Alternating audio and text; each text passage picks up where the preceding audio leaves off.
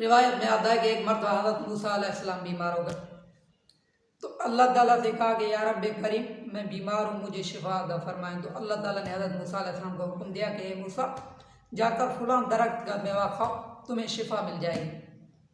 تو حضرت موسیٰ علیہ السلام نے جا کر اسی درخت کا میوہ کھایا تو اس کو شفا ہو گئی۔